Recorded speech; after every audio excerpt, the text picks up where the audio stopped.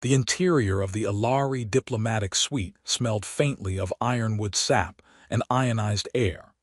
Elias tried not to sneeze as he entered, knees locked in what he hoped resembled military formality. He clutched the maintenance case to his side like it might explode if jostled. Technically, it might. The bioreactive adhesives inside didn't take well to sudden gravitational shifts. That was just one of the 1,000 things Elias didn't want to screw up in the next 10 minutes. He was alone, except for her. She stood facing the crystalline wall of the suite, her silhouette limned by the blue shimmer of Iarx's 7 auroras beyond the glass. Her ceremonial armor lay in silent, gleaming segments on a curved obsidian table beside her, each plate a puzzle piece of alien elegance, curved like crescent moons, and carved with iridescent glyphs that pulsed slowly, like breath. Elias took one careful step forward. The click of his boot echoed too loud in the hush. She turned. Her face was calm, unreadable. She had the smooth symmetry of a human woman, high cheekbones, sharp eyes, an elegance that made him forget for half a second she'd killed a war beast the size of a gunship last month. And those ears, long, tapering, and slightly translucent at the edges, angled back like they were listening to something beyond this room. "I am prepared," she said. Elias nodded like that meant anything to him. "Of course, yes, very prepared. As am I. We are all extremely prepared." The Ilari warrior blinked once, slowly. Smooth, Elias. Real ambassador material. He stepped to the armor table and opened his kit with an audible hiss. The internal lights glowed soft violet. Dozens of tiny instruments shimmered like surgical tools. He'd trained on Terran exosuits, on Zygarnan carapace skins, even the oily woven tech of the Juno hive. But Ilari armor. That was ceremonial, sacred, even a little biological. Half machine, half memory, which meant there was only one thing worse than damaging it, putting it on wrong. "Where shall we begin?" he asked, trying not to let his hands shake. "With the spine crest," she replied, already unclasping the underlayer from her uniform. "It attaches to the neural ports at the base of my neck." "Excellent," he said, lying. He took the crest carefully from the table. It looked like a folded metal wing, feathered with prismatic blades, each tip glowing with a faint red pulse. He turned it once, twice, found what looked like a locking mechanism, and immediately heard a soft click. The thing unfolded like a predator waking up, and he very nearly dropped it. She stepped forward, lifting her hair away to expose the back of her neck. 3 slender ports blinked in sequence, like they were laughing at him. Elias approached like a man trying to disarm a bomb with dental floss. When the crest finally clicked into place, fusing seamlessly to her skin, she let out a breath, and Elias only then realized he'd been holding his own. "Did I?" he began. "You did not rupture the memory seal," she said. "Great, because I do that all the time. Rupture things, seals, eggs, kneecaps. Nothing safe, really." She didn't smile, not even a twitch. Her face might have been carved from the same obsidian as the table. He picked up the next piece, the left pauldron, shaped like a curling tidal wave. He tried to match the notches to the upper shoulder port, adjusting the magnetic angle until it shivered and locked into place. The suit adjusted with a sound like wind through dry leaves. "Are all Ilari suits self-adjusting?" he asked, mostly to fill the silence. "They are bonded to our neural matrices." "Right so, don't poke any of the glowing bits." "Do not." He gulped and moved on to the forearm brace. Minutes passed in quiet tension, not hostile but charged. She never looked at him directly unless he was attaching a component. She stood in practiced stillness, hands at her sides, only turning when he gestured, like a statue that occasionally blinked. Her skin, at least the small patches still visible between armor plates, shimmered faintly under the suit's resonance fields. Her pulse thrummed where his wrist brushed hers, not fast but steady. She was a living weapon wrapped in poetry. And Elias, he was currently sweating so hard the environmental filters were probably working overtime. When he finally reached the chest plate, the largest and most intricate piece, he had to pause. It was shaped in overlapping scales, with a central core pulsing gently in time with her heartbeat. A mistake here could trigger a defensive lockdown, or worse, dishonor her. "May I?" he asked, motioning. She stepped forward and lifted her arms slightly, exposing the harness underneath. Gently, the core aligns to the second pulse node. "If you attach it out of rhythm, the suit will think I am dying." "No pressure," he muttered, then louder, "I mean yes, understood." He took the plate in both hands and guided it forward. It hummed at his touch, the glyphs crawling like living ink across its surface. As he brought it near her torso, the resonance fields began to dance, light shimmering between the two of them. The chest plate made contact. A soft sound echoed in the chamber, like two stones whispering against each other. The glyphs glowed, aligning perfectly. And then, she laughed, not a snort, not a chuckle, a full, crystalline, open-mouthed laugh that rang off the walls like a chime struck by lightning. Elias froze with one hand still pressed to the plate, eyes wide. What did I do?" he asked, halfway to panic. She was still laughing, one hand over her mouth, the other pressed to her abdomen as if she might fall apart. I'm sorry," she managed, her voice like warm sunlight for the first time. "Your face, your focus, it was like watching a juvenile try to groom a sandful for the first time." He blinked.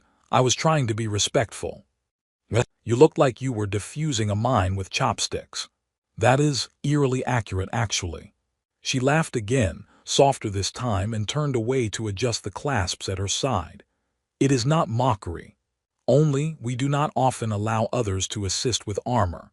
It is a rite of intimacy, a gesture of profound trust. To be helped is to be unshielded, and you approached it like a terrified monk handling a sacred artifact." "Well," he said, straightening up, "you are terrifying, and I've never met a sacred artifact that could punch a dropship in half." "That was exaggerated," she said. "I only dented it." Elias coughed a laugh. "This whole time, I thought I was one wrong buckle away from causing a diplomatic incident." "You were." "Comforting." She turned back toward him, her expression still amused. "I appreciate your precision and your restraint. Few humans would have kept their eyes above my collarbone this long." He raised both hands. "I'm a professional. You blushed when I stepped out of my uniform." "I was, admiring the craftsmanship of the armor. I was not wearing it yet." "Right so. The air in here is very dry, huh?" She smiled, actually smiled, and Elias felt something in the air shift. The pressure dropped. The silence turned companionable. She picked up the final gauntlet from the table and extended her arm. "Would you do the honors, armor clerk? Only if you promise not to vaporize me if I snap it on wrong. I will consider it a minor offense." He took the gauntlet and slid it gently over her forearm. It locked with a satisfying hiss, the glyphs blooming briefly before dimming to readiness. She flexed her fingers, then lowered her arm. "All components are secure," she said. "And none exploded," he added. "That's a win in my book." She inclined her head. "It is a small thing, but your assistance was not unwelcome." "Wow, I think that might be the nicest thing anyone said to me since I got assigned to diplomatic logistics." "You are capable," she said, "and very amusing. I get that a lot, mostly from malfunctioning robots." She moved toward the exit, her full armor now activated, its plates humming softly with contained power. At the threshold, she paused and looked back at him. "I would permit you to assist again," she said. "I'll be here," he replied, "armor clerk to the stars." She tilted her head slightly, the faintest grin at the corner of her mouth, and disappeared into the corridor. Elias exhaled hard, leaned back against the table, and wiped his forehead. He survived. Barely. The first time Elias saw her in a Terran cafeteria, she was holding a glass of green protein gel like it was a suspicious artifact retrieved from an ancient booby-trapped vault. She stood perfectly still near the hydration station, eyeing the glass with narrowed silver eyes, as if waiting for it to betray her. He watched from 3 tables over, chewing something that the vending unit claimed was lasagna, but tasted more like regret soaked in cheese. After a full minute of tense contemplation, she took a sip. A full-body shudder ran down her frame. Then, solemnly, she placed the glass on the nearest table like she was putting down a toxic weapon. Elias saw a nearby ensign try to discreetly take the same glass, only to have the Ilari warrior's hand shoot out and clamp down on the rim. "That is mine," she said with a flatness that could strip paint. The ensign nodded, backed away like he'd just stepped on a nest of plasma serpents, and disappeared into the safety of a noodle station. Elias couldn't help himself. He got up, took his tray, and walked over to her table. "You know," he said, "Terran law actually classifies that particular flavor of protein gel as an emotional hazard." She turned her gaze to him without moving her head. "It is lime. It's labeled lime. Technically, it's called lime 4. The fourth attempt after lime alpha resulted in spontaneous memory loss. That was awkward during debriefs. I was not warned. Consider this your official human liaison moment. You've been warned, and possibly initiated into a secret society of regretful snackers." She looked back at the glass. "It burns on the way down. Most diplomacy does." She studied him for a moment, then gestured to the empty chair across from her. "You may sit." "I may," Elias said, lowering himself. "But should I?" "That is your risk to calculate." He grinned. "Then I'll risk it." She had no tray, no utensils, just the green glass of biochemical treachery. He pushed half of his lasagna towards her. "This tastes like it once met a tomato in passing. It's an upgrade." She inspected it. "Is it meant to be eaten warm?" "Technically, yes, but only because the vending unit gets offended if you don't choose a temperature setting." "I see." She did not eat it. They sat in silence for a few beats. Around them, the buzz of other personnel in various languages formed a low hum. Terrans, Magsari, a pair of insected scribes from the Nebulan conquered whispering through antennae vibrations. A peace summit orbiting a dying star attracted all kinds. He leaned forward. "So, armor fittings weren't intimate enough. You decided to escalate our weird friendship in a cafeteria with lime death shots." "I was instructed to eat among the humans. I chose the least crowded space. This is the most dangerous food quadrant. You didn't choose isolation. You chose a test of endurance. I have passed worse." "I believe you." They exchanged a glance that teetered on the edge of a smile. She finally asked, "Is this what your kind calls a lunch date?" "I mean, technically, yes. But if I tell anyone I took an Ilari warrior to a protein bar for a romantic interstellar moment, I might get court-martialed for war crimes." She tilted her head. "Is mockery a Terran defense mechanism?" "Very much so. That and sarcasm, also passive aggression." She nodded slowly. "We have that too, but we call it strategic ambiguity." He choked on his water. She smiled barely, just enough to let him know she'd meant it. The comm unit on Elias' wrist buzzed. A silent alert, tagged, "Custodial Maintenance Override Deck 22 Authorization Fault." He sighed. "That's me.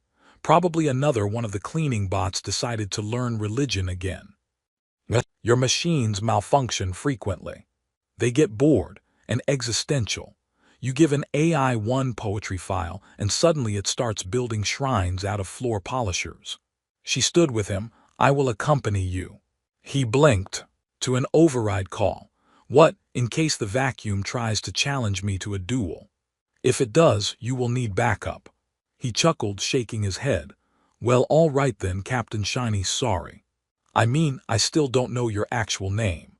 "You may call me Talon." "Nice, rolls off the tongue, Talon. And your name again was Ilias." "Elias." She considered it. A sound of stone, sharp but stable. "Thanks. Yours sounds like a spaceship that doesn't ask permission before entering orbit." That is the correct connotation. Deck 22 was, as expected, chaos. A maintenance bot had indeed begun stacking chairs into geometric towers, humming a haunting melody from the old Earth opera Carmen. Its display glowed with alien sigils, a Lari, maybe, or an aesthetic subroutine that had gone off the rails. The cleaning arms moved with the elegance of a dancer in mourning. "Oh good," Elias said. "This one's in its artsy phase." Talon watched the tower formation. "It is expressing a pattern, Fibonacci sequence with nested symmetry. This is not a random malfunction." Elias sighed, pulling out his override tool. "These bots are experimental. They're supposed to adapt to environmental needs. One of them wrote a haiku about dirty boots last week. It got 5 stars in the system review. Your species encourages this. We call it creativity. Management calls it a firmware oversight." He raised the tool to interface with the bot, but it whirled on him. "Do not break the tower," it said in a smooth, childlike voice. Elias froze. Talon stepped forward. "Explain your purpose." The bot blinked. "I am trying to understand beauty. You would not understand." Talon's eyes narrowed. "Do not assume." "I do not assume. I extrapolate based on tone and energy profile." Elias held up a hand. "All right, little tower whisperer, let's dial it down. Your neural matrix is 10 hours out of sync. You're half a cycle from writing love letters to a wrench." "I already have." "Oh no." The bot opened a compartment. Inside was a folded note addressed to Wrench 17, curved. "Elegant understands me." Talon turned away, shoulders shaking ever so slightly. "Are you laughing?" Elias asked, merely containing sound. "That's called laughing." "I do not laugh." He grinned. "We'll work on that." He tapped the bot's interface and initiated a soft reset. The tower shivered. Chairs slowly descended to floor level like a gravity ballet. The opera music faded. The bot blinked. "Would you like me to clean this space?" "Yes," Elias said, "and maybe get some therapy." "Understood." They stepped back into the corridor. The lights flickered as the station realigned slightly, standard orbital drift. A technician passed them with a suspicious amount of cables, muttering in binary. Talon walked beside him, silent for a while. Then, finally, "Your machines feel things they are not designed to feel. You find humor in danger. And your food burns." He nodded. "That's humanity in a nutshell."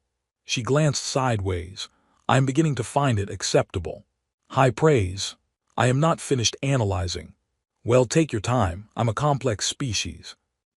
"You are a mouth that produces sound at irregular intervals." "Still a better review than I got in basic training." She stopped at a viewport, looking out at the orbital horizon. Stars spun past like glitter across black silk. "The summit begins in 5 rotations," she said. "Our peoples are not ready." "Nope," he agreed, "but they're trying. There will be sabotage, resistance, perhaps even conflict." "Probably," he said, "but maybe we'll survive long enough to laugh about it." She looked at him. "Is that your plan?" "It's not the worst one I've had." She nodded once, then turned to leave. "Next cycle, you will show me how to operate your vending unit." "I can't guarantee safety." "Good." She walked away with the silence of a falling blade. Elias stood in the corridor, watching her disappear around the corner, then muttered to himself, "I should really start charging for emotional counseling. Or at least get a snack card." The room was technically a war room, though someone had thoughtfully added a potted plant in the corner, as if chlorophyll might soften the edges of galactic tension. Elias stood near the wall display, which currently showed a rotating model of the summit venue. A spindle-shaped orbital platform tethered to a space elevator that shimmered like a column of light between Iarxis 7 and the stars above. He tapped through a few projection overlays and sighed. The table behind him was occupied by people with titles that started with deputy, commander, or assistant to the acting advisor of, which always sounded like a diplomatic way of saying, "I don't actually do anything, but I've got a name tag." "I'm telling you," Elias said, "if we don't recalibrate the security drones before the ceremonial docking sequence, they'll misidentify Alari gliders as hostile and shoot confetti cannons at them again." One of the junior advisors squinted. "I thought the confetti incident was a prank. I thought it was harmless until I saw an Alari tactician nearly gut the nearest drone with a ladle." Talon entered without a sound. flanked by 2 members of her guard, equally armored, equally unreadable, and very much not in the mood for conversation. She gave Elias a subtle nod as she approached, which, by Ilari standards, was the equivalent of a full hug and an exchange of blood oaths. He raised his hand. "Talon, good news. We've eliminated 92% of the summit's critical vulnerabilities." She paused beside him, "And the other 8?" He shrugged. "Well, we ran out of red string and corkboards. So we just crossed our fingers." A slight tilt of her head suggested amusement, or possibly concern for his mental health. "Are you the Terran official responsible for summit security?" "Technically, I'm the assistant to the acting liaison for interspecies logistics. So no, I prefer creative consultant." One of her guards cleared their throat. Talon spoke without looking back. "Wait outside." They did, with a synchronized turn that made Elias feel underdressed and overly squishy by comparison. She stepped closer, speaking in a low voice. "I received a communication. Anonymous source. Claims there is an attempt to sabotage the neural archive ceremony." Elias blinked. "You mean the part where your people basically plug their brains into a giant glowing crystal, while ours recite a 37-page charter about shared intent?" "Yes. Well, that's the emotional high point of the evening, so naturally someone wants to blow it up." Her gaze remained level. "The archive amplifies Ilari cognitive resonance. If corrupted, it could detonate the minds of those linked to it." He stared. "You lead with that next time." "I assumed you had read the documentation." "I assumed the documentation would be in a language not written by a philosophical jellyfish." She pulled a small disk from her belt and handed it to him. "Encrypted logs, intercepted on a secure channel. I do not know if they are genuine." He took it gingerly, like it might whisper secrets or bite him. "You trust me with this. You are chaotic but difficult to predict. That makes you valuable. I feel like I should be insulted, but my brain is still stuck on detonated mines." She stepped back as the door opened again and her guards re-entered. The meeting resumed with a swirl of overly polite verbal warfare. Elias stayed by the console, staring at the disk in his hand and wondering, not for the first time, why every day near an Ilari ended up weirder than the last.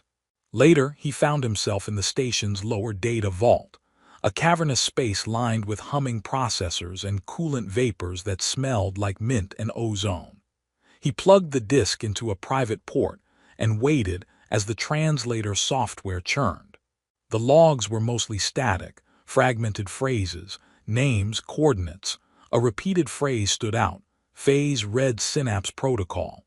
He frowned. Synapse Protocol wasn't a Terran initiative. It sounded Ilari, or worse, hybrid tech. And that meant only one thing. Someone was trying to force the neural archive into a weapon. He pinged Talon. She answered in 2 seconds. "You found something." "Nothing conclusive. Just a lot of ominous words, and something that sounds like it wants to scramble your collective brainwaves."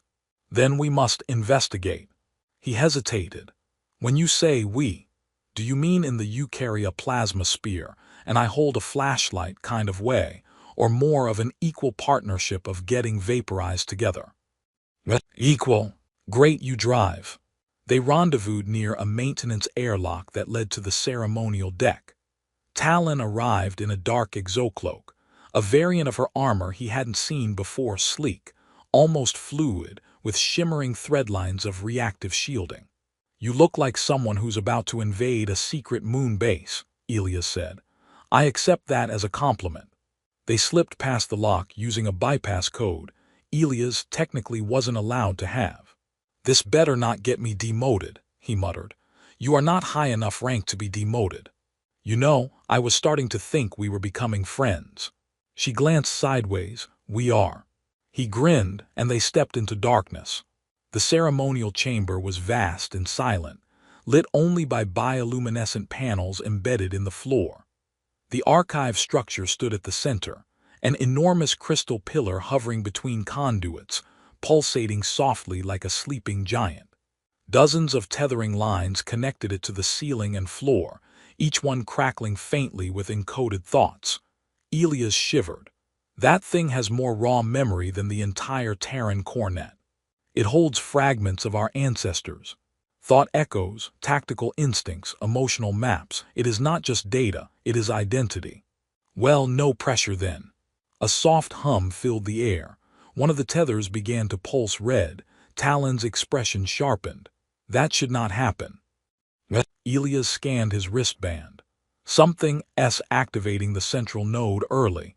You think it's the synapse protocol. Talon moved forward. Stay behind me. I've heard that before, usually before something explodes. From behind the archive structure, a figure emerged, draped in ceremonial robes but with a pulse rifle slung across his back.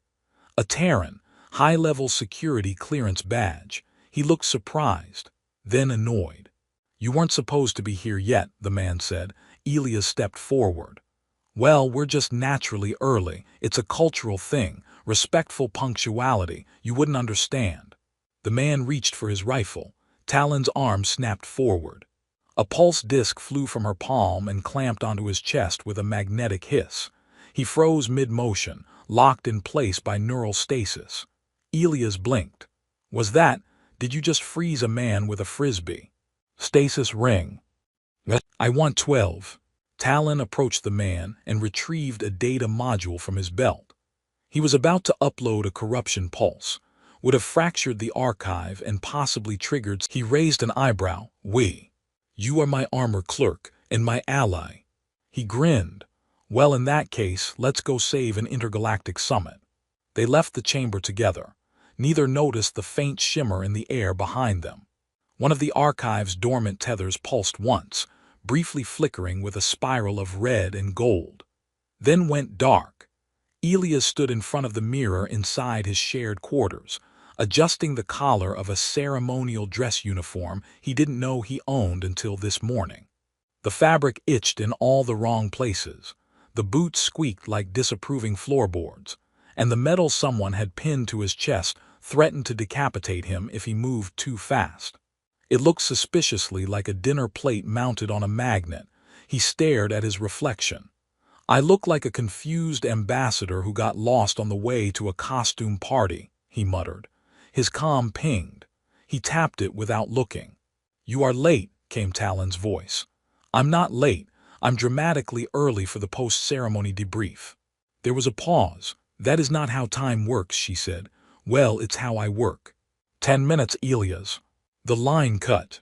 He took a breath, tried to flatten his hair again, failed, and grabbed the encrypted module still sitting on his desk. The final piece of evidence. The last relic of the attempted sabotage. Officially, the incident had been contained, filed away in the annals of Terran internal security with all the enthusiasm of a cold breakfast. But off-record, things had changed. People were watching now. Carefully. The diplomatic summit was proceeding. Slowly. But it was still proceeding. He arrived on the main concourse to find a crowd already gathered beneath the transparent dome, where Starfield spun in quiet arcs overhead. Terran dignitaries and Alari representatives stood in semi-formal clusters, trying their best not to offend each other by accident. A table of Terran hors d'oeuvres had been converted into a polite battlefield. An Alari warrior poked a cube of gelatin with her ceremonial blade. Talon stood near the archive podium, fully armored but without the helm, which gave her an oddly human look. Her ears twitched slightly when he approached. You're alive, she said, barely. The metal tried to eat me on the way here. It is large. It has its own orbit. She regarded him with a calm expression, then extended her hand. He took it without hesitation. Her fingers were warm and she held his longer than necessary. You cleaned up, she said. I tried. I had help from a mirror and a lot of shouting. She nodded toward the crowd. They are nervous. Well, we did nearly mind scramble half the galaxy last week. Understandable. They do not know who to trust. They don't have to, he said. They just need to keep showing up. She tilted her head. That is a Terran philosophy. No, that's just what my grandma used to say about family reunions. But the principle holds. An announcement rang through the comm grid. It was time. Elias walked with Talon to the platform together. No guards this time. No military procession. Just two people who'd somehow earned the right to be there.